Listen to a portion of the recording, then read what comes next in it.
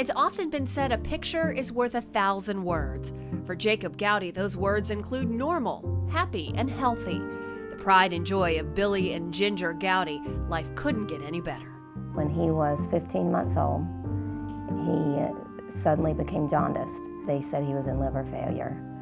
So they transported him by ambulance to the University of Alabama at Birmingham because we were in Georgia, in Savannah, Georgia at the time.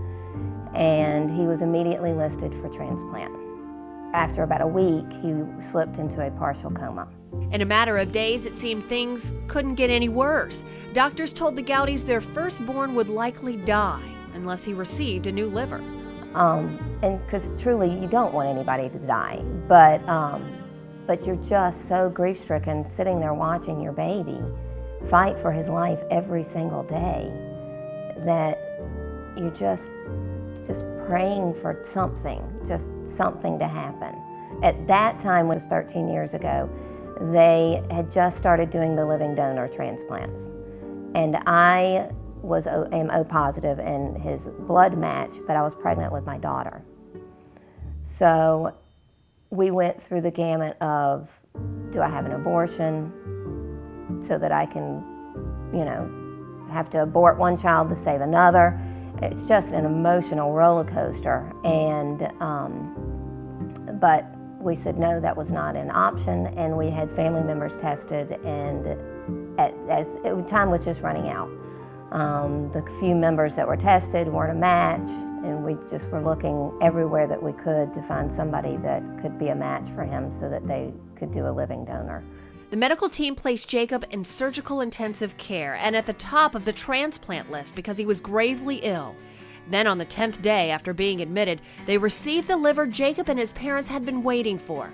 The organ was donated by an unidentified 30-year-old man.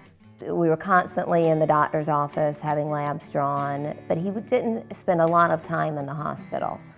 But as the years have gone on, it has been less and less, and now he only has to get lab work done every 6 months, and he hasn't been in the hospital since he was probably 9 or 10. And now he is just on one drug, which is an immunosuppressant.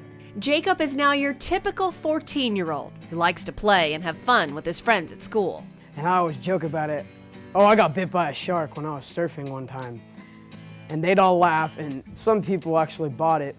And I thought it was really funny, but then they're like, that can't be a shark bite. And I was like, yeah, I had surgery when I was 16 months old. And they're like, what kind of surgery? And I was like, a liver transplant. And most of them are always just like, well, what is that? And I was like, basically they took someone's liver, took mine out, and put someone else's in. And they just think it's really cool that I'm still here. He is truly a joy to be around. While he is a 14-year-old boy, he is just a very special young man. He loves music. He sings, he plays the guitar, he's extremely talented, and he's very knowledgeable about his music.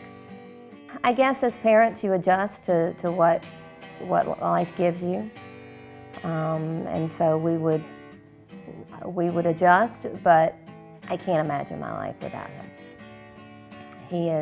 He brings such joy to my life, and he brings such joy to his sister's life and his cousin's life and his dad's life, and there's so much laughter in this house, and a lot of that has to do with him. And I can't imagine him not being here. Neither can Jacob, who says someday he would like to return the favor and help save at least one person's life.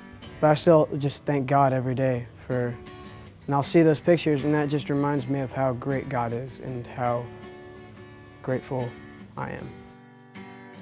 I would love to be an organ donor, because knowing that when I die, I'm helping somebody else and I could save so many lives, and I just think that's a blessing right there.